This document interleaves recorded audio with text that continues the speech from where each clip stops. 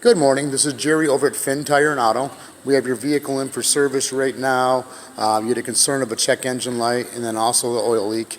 I'm going to go over those items as well as the other things that we came up during the courtesy inspection. Every car that comes in gets a free maintenance and safety inspection, not obligating you to do anything, but basically to make you aware of everything that's wrong with the vehicle so that you can make an educated decision on what you want to get fixed today while we have the vehicle. First off, your check engine light, they had codes in there, 2 trouble codes, but relating to a similar issue for both codes.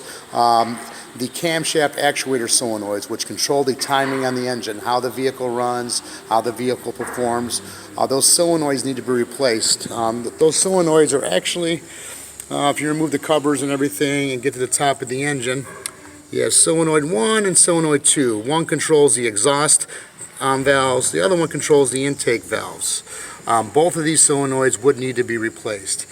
And while we got everything out of here, to show you your throttle. The throttle has a lot of carbon. That black ring around there, that's carbon buildup, and that ultimately can kill this electronic throttle. See, there's no cable, it's an electronic connection that controls that throttle. Next, you had a concern of an engine oil leak. I've got the vehicle in the air right now. And this is on the passenger side front of the vehicle while it's in the air. And you can see this is just, that sheen is all engine oil. And you can see there's actually drips formed right there. And where it's coming from, if we look straight up, this is the bottom of the engine.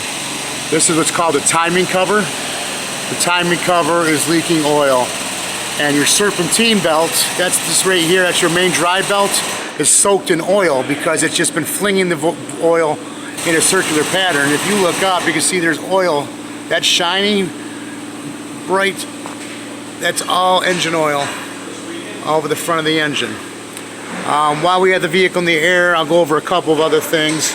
The only good tire on the vehicle is this one on the passenger rear. The other tires, you can see they are bald. They have no tread left on them. Now you see a little bit of siping, but at the same time, this is what's called a wear bar. And that wear bar right there, it is touching the wear bar. So that tire is done. And then you can see you've actually got the cords coming out. Ow, I actually got one of those cords on my finger. The cords are coming out of that tire, so you're actually wearing down to the steel belt. We only took off one wheel because, as you can see here, this is what a lug nut should look like. Very smooth. This is a chrome cap over steel, but over time the steel underneath corrodes and swells out.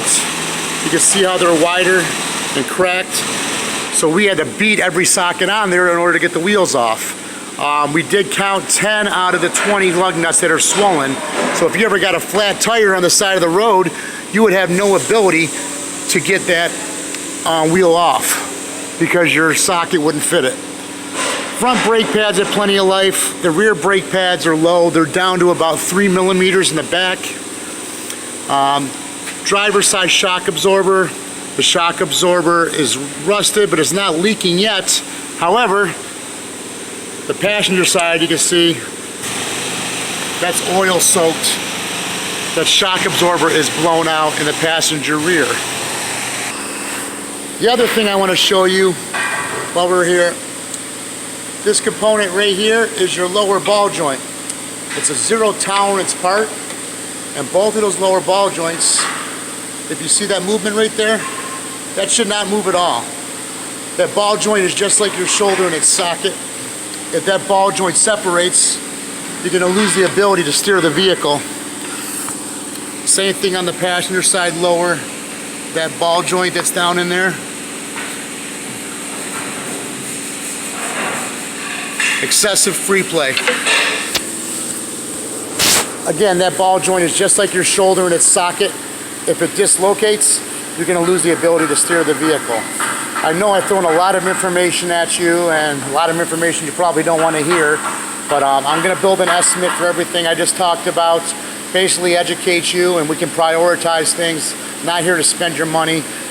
You know what your budget is and you know what you can afford to get done today while we have it. My name is Jerry. When you get done viewing the video, please give me a call. You can reach me at 440-439-2244. Thank you.